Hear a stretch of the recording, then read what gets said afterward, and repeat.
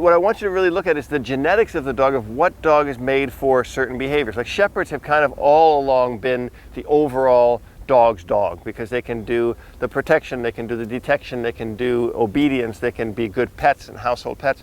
He's not necessarily a great pet because he's just high drive. Now he's 7 years old, he's a lot older, he's easy in the house. It's a better dog than he was when he was 2.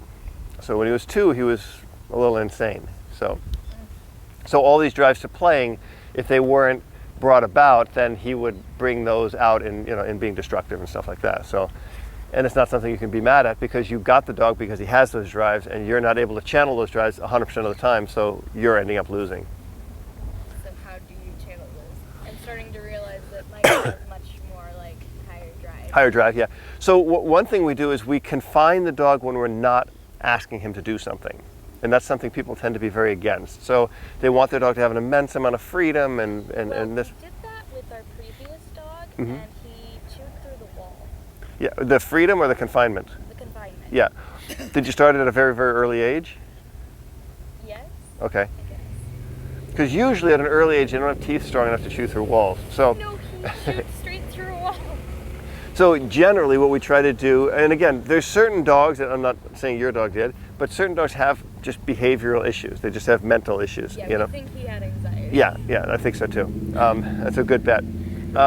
We want to teach the dog that confinement is a pleasurable experience. So my dogs know that in the crate, they get toys, they get treats, they get bones, they get their food, everything happens, everything in the crate is a good thing. Right? So he wants to be in his crate. And when he comes out, he gets to do things. But I don't want him sitting here eating the grass or chewing my couch or chewing the sofa or anything like that, or my shoes or whatever it might be, or biting people. I want him to be on with me. So what I really want to focus on is how do we get dogs to do certain tasks, right? And I think that's one of the things that Javier and I spoke about, getting dogs to do. And we find natural things that a dog does. So a dog will naturally lay down, but I have to tie a word to it. I have to put what's called a cue into it. Right? A dog will naturally use his nose to find what? Another dog, a female dog in heat. They'll find food. They'll find something to play with. They'll find a person or anything like that. So to put a cue onto that, or put that into a natural thing, we shape the behavior. And in shaping the behavior, we can get the dog to do what we want him to do, but through what he does naturally. Does that make sense? So in other words, if I tell the dog to go and bite the bad guy, all I really have to do is make sure the dog is willing to bite onto something, put that something onto a person, like a tug toy, like I did with you, and he'll play tug with you. Then later, if I teach him now to tug on a sleeve, like a protection sleeve, and then I put the sleeve on you, then he'll bite on the sleeve. And then later I take the sleeve off and I teach him to bite on just an arm, and he runs away, he'll bite on the arm. So we shape these behaviors through like almost a series of what's called daisy chaining, right? We chain everything together. We chain this behavior to this behavior to this behavior to that behavior, and we get this result. People who are unaware of how to do it, they try to get this result without chaining these behaviors, and it doesn't work, right? Dogs can't do that, yeah. If you're training a dog to be a protection dog, how do you teach the dog to differentiate between like the different types of people, like Okay. a good guy or a bad guy? So she wants to know, how do we train a protection dog to differentiate between a good guy and a bad guy? One is, I can always call my dog off, right? So if I'm unsure, first of all, bad guys generally, they're coming over a fence, they're doing something suspicious, they're threatening me in a physical manner or an emotional manner, and they're in a space where they shouldn't be. So my dog is very used to my friend Eric, my family. So if anybody comes over, he doesn't care. But if somebody comes in and I'm not home and they break through the door, he's going to bite them. Because he knows it's an unnatural act. And that's why I was saying, she's a little afraid of dogs. I said, if you're afraid of the dogs and you act suspicious, it's unnatural for them. So in essence, if we use what we call the defensive drive of the dog, the ability of the dog to defend himself, then he's going to feel like, oh, okay, something could happen bad, so I need to protect. And they're going to naturally protect their pack or their people or themselves. And in teaching them it that way, they'll see that when that person is suspicious, they're going to come up. And most protection dogs will come up and start with a bark. right? We teach him what's called a bark and hold. So you're not a natural person. Like, remember, he was revering, he was barking at him. And when he came up, he would bark at him, and then he's kind of watching him. He's saying, okay, is he a bad guy, is he not, right? Because a good guy would just go, you know. But if you went to hit him, like if he went to hit Goofy when he was barking at him, then he would bite, right? He knows the pressure, where it should and where it shouldn't be, and then he knows not to push himself into flight. Because some dogs, and Goofy is a little weaker than my female Maya. Maya, if you go to hit her, she would just come unglued and bite hard, right? She'll bite hard and she won't let go. Goofy will bite, but if there's too much pressure, he's like, I'm out of here. It's not for me. He likes his life to be a little bit easier. He's a fun dog for like obedience training and play training, frisbee and all that stuff. But when it comes down to super hardcore protection, like the dogs that Eric works with the police departments and stuff like that, those dogs are super hardcore. They're not coming off. I mean, the harder you hit them, the harder they bite, you know. And they've been taught that since they were young puppies. Yeah. So I can see that as reasoning. Like, I'm just like reasoning through my own dog's behavior. Sure. My dog, every time the doorbell rings or someone knocks on the front door, she goes nuts. Right. And will be barking and at the front door, but not like an excited way, like our last dog. Our last dog would get really excited. Yeah. It's like, person. Right. But she gets like just really vicious. Right. Like if we've had her before like rush out the door at the person. Yep. And they would get like scared. Yep. So there's a video I did on my Ask Me Anything section, which if you follow it, you'll see every day I answer a question. And they talked about this, and it's a theory I call the Postman Theory. The Postman Theory is real simple. The postman comes up, looks, puts the mail in the mailbox. The dog barks, and the postman goes away. Right? The next time the dog barks when he sees the postman comes up, and he's got a couple pieces of mail, so it takes him a little bit longer to put him there, and the dog's barking longer now. But the longer he barks, eventually the postman goes away. Now the postman has a package, and you're not home. So he's knocking, and the dog starts barking more and more aggressively because he's seen that the first time he barked a couple of times, you went away. The second time he barked like 5 or 10 times, and the postman went away. Now he's got a package and there's nobody home, so he's barking, rah, rah, rah, rah, and it goes on for a minute, and the postman finally says, well, there's nobody here, and he leaves. The dog has no idea the postman's delivering mail. He just sees a person coming, dog is barking, postman goes away. So what is the dog learning? What behavior is the dog learning? He barks, the postman will eventually go. Exactly, which is teaching the dog what?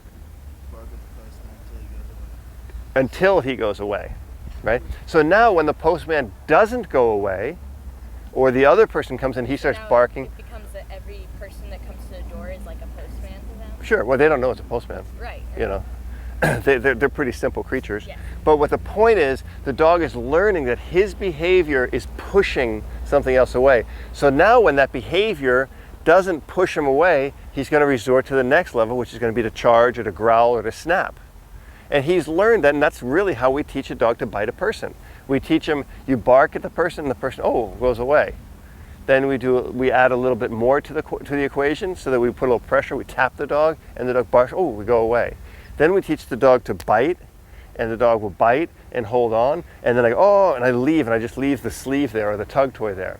So the dog learns to use his dominance for a behavior of pushing a person away. And that's why it's very, very dangerous when people don't counter-condition dogs from bad behaviors or dangerous behaviors, because they don't seem like it's that dangerous. When the little puppy growls at the big dog, they think, oh, look, it's so cute. But that little dog grows up and grows into those behaviors, and those behaviors become damaging to the dog because the dog will end up fighting, biting, and ending up being put down in a shelter. Is another question over here somewhere? No? Anybody have a question? No. I guess how would I go about countering it? Well, what you do is you teach the dog strong obedience, right? So everything with Goofy is based on obedience. So he knows sit, down, or come. Those are the only 3 things really all dogs need to know. They need to know to stay, they need to know to come, and they need to know to leave something. So if he had that issue and the postman was there, I would tell him sit. When the postman came, I would say sit, the postman would come, I would take the mail, and the postman would leave. And if he starts barking, I say no, sit. He has to exhibit, he has to give me that behavior I'm asking for.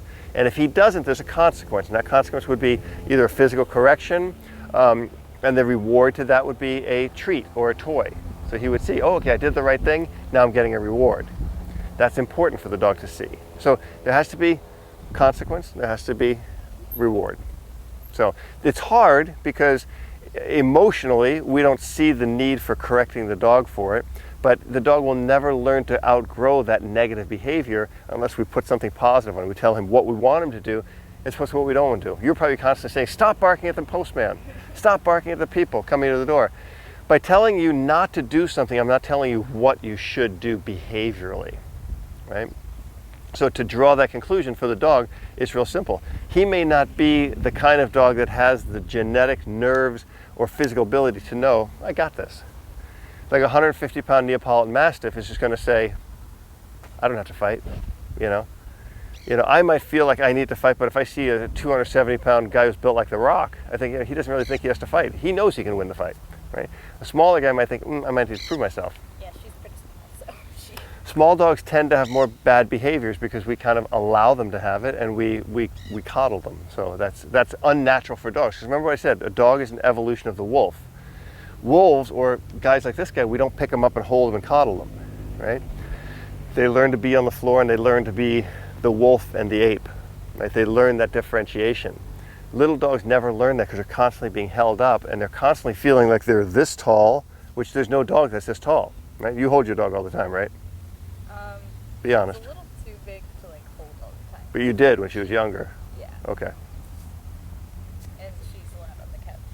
Yeah. Well, my dog's not on the couch. My dog sleeps in bed with me. I've got no problem with that.